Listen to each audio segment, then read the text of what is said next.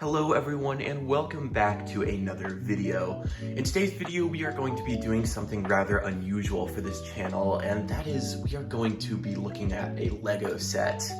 Now this isn't something I've ever done, but as soon as the specific Lego set was revealed, I knew I had to get it.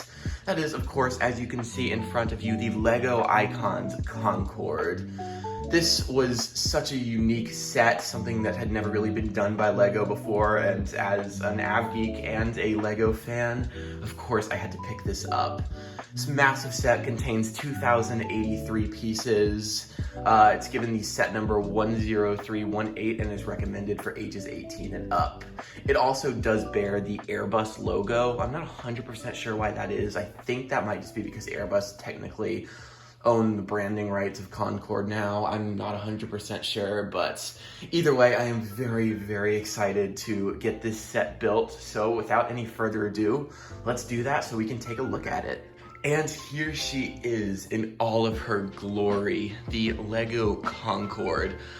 For one, just first thing, this thing is absolutely massive. Like, it is so much bigger than I thought it would be. It takes up basically this entire table, and this table is like 4 feet by 4 feet. It is huge. I'm gonna have to like find a different place to put it than where I thought I was going to because it's so big. And on the other hand, it is just so cool. I'm sorry, I'm just kind of lost for words at how awesome this thing is. I'd say the building process took me about 6 hours, although I kind of just did it in parts over about a day. But I'm just kind of like in awe of this thing. It has so many cool features that I want to get into. It looks just so sleek. The livery it bears is actually like a slightly fictional livery. It's based off of one of the prototype Concorde liveries, although it's a little bit different, but it's close enough that like it gets the idea across. This thing is also surprisingly realistic for being made out of Lego bricks. I mean, like, it packs in a lot of features that I just cannot wait to go over. Yeah, so this thing is just, I'm still just in awe of this thing. All right, so let's go ahead and start off by taking a closer look at some of the awesome features and details of this model. Now, what better place to start off than in the front with the iconic droop snoop, which is captured just perfectly. As you can see right now, it is in the landing position, but you can just kind of turn it up like that, and it goes into the in-flight position. It just looks really incredible. Another thing I'd like to mention is all of the kind of details you see, none of those are stickers like you might see in a normal Lego set. They're printed details, which is really cool. I definitely like that considering this is a collector's set, and I would not want those stickers to be like peeling after like a year. So it's really nice that they went with the printed details. This cockpit piece looks absolutely incredible. It works fine. It's so cool. We have so many interesting details like this brick with the Concorde on it. We have some just kind of like vent details right here, as well as the windows. No door, interestingly enough, but I mean, it's made of Legos. I think I can cut them a little slack there.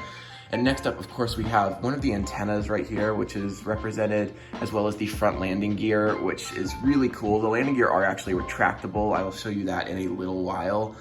We even got a little light detailing right there, as well as the kind of start of the wings and some of the windows. This is just absolutely incredible. As we continue on down to the center of the aircraft, you can see how just flush the start of the wings are, and I think they just look so good. They got the shaping of the wings down absolutely perfectly. It just looks so incredible. And another cool feature that we get to in this section is right here.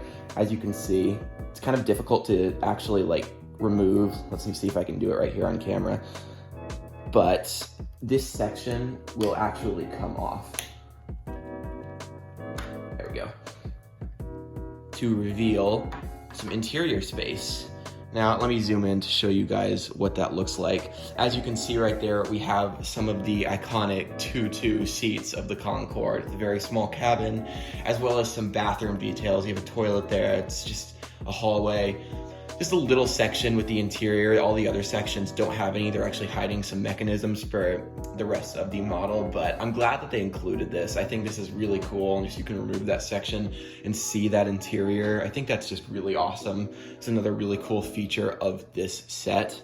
Now, as we get towards the back of the aircraft, you can see just really how good the shaping is of this model. It's just so nice. But there are also a lot of other features back here. As you can see on the engines, we have the iconic afterburners looking very, very nice. As well as that, we have movable ailerons. The Concorde actually did not have any flaps, which I find kind of interesting. So it had to land at a much higher speed, which is definitely very cool. But we've got all of these are movable, very nice. We even have some red detailing there, which I think just looks really, really cool. And of course, we have the Concorde's iconic split rudder, as you can see. So we have the top section, which moves, as well as the bottom section, which moves, which is really cool that they included that detail. As well as that right here, as you can see, let me see if I can pull this down.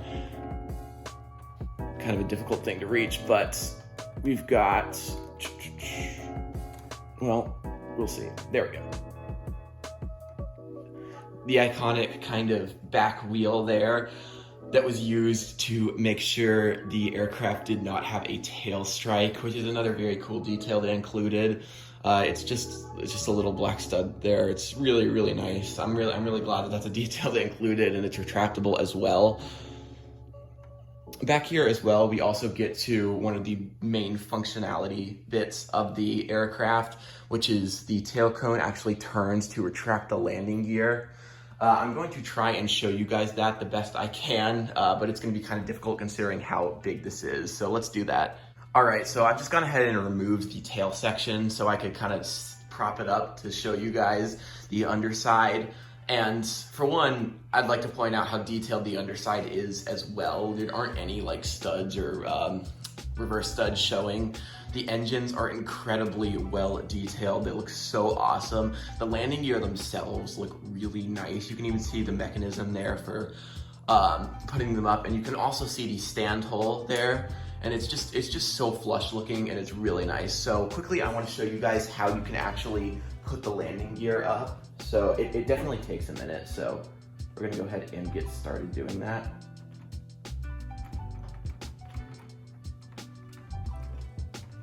As you can see, they're just kind of going up there.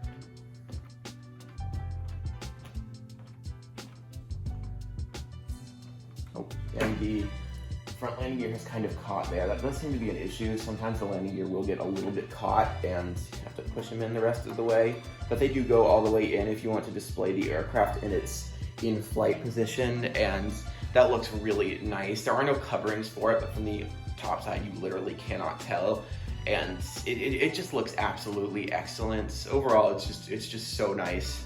Another very cool feature of this set is that it does actually include a brick-built display stand there, as you can see.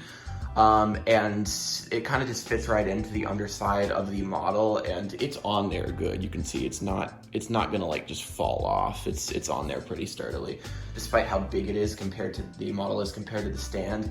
I also really like how they did the stand. Let's kind of zoom in to show you guys some of the features there. As you can see here, taking a closer look at the stand, it does say Concorde. It also has some details about like the information about the aircraft. We got some like statistics about how fast it could go, how high it could fly, where it was built, as well as the model number right there.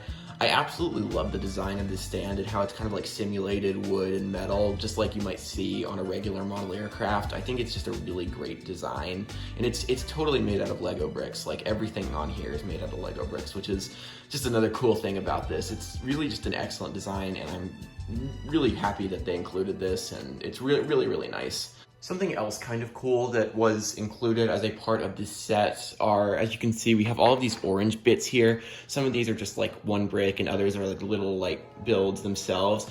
But basically these would attach to the aircraft at various points during the building process to help prop it up certain ways to make it easier to build, which I think is really interesting because I mean, these are just here now. They're not actually part of the sets, but they were included to make the build process easier, which I think is a really cool feature. Taking a look at the instruction manual, as you can see here, we have the awesome design of the aircraft just kind of like taking off there on the front, as well as all these logos. And as you open it up, you can just see some basic Lego information. We also have some information about the Concorde, just some basic information. As you can see right here, this is actually the livery that this livery was based on. it's pretty similar. We also have just some more information, some statistics about the Concorde, as well as some information, just some interviews from the design team who made the sets. And then we actually get into the building itself.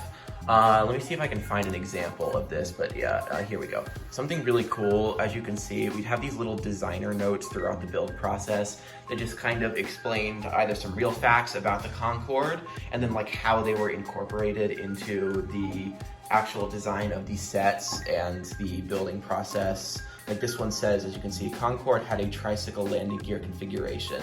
The mechanism you're building now will trigger the main landing gear situated in the middle of the delta wing, which is just kind of nice. I think that's just a cool little interactive bit that they actually included during the build process. It's quite a large manual too. As you can see, it's pretty thick. But yeah, so definitely wanted to take a look at that. Overall, I would highly recommend this set to not only any AvGeek, but also just anyone who is a fan of Lego. The actual just build process and how nice this is gonna look on a shelf is just incredible. I'm still just in awe over how amazing this thing is. It's gonna be such an incredible display piece for my room, and I'm really happy with my purchase. Speaking of purchase, this thing will set you back $200 in the US, but now having built it, I think it is well worth the price, considering the fact that you would pay about $120 for a Gemini 200 Concorde, which is going to be only a small fraction of this size. I think that it is just very well worth the price, and you also get that interactive element of actually getting to build the thing. And I just think that's really cool. I'm overall just so happy that I actually decided to pick this up, and I would highly recommend it if you would like to pick it up as well. So with that, I hope you guys did enjoy today's video. If you did, be sure to leave a like, subscribe, and if you have time, leave a comment down below telling me your thoughts. Do you also have this set? I would love to hear from you. So with that, I hope you guys do have an absolutely incredible rest of your day, and I will see you in the next one. Bye.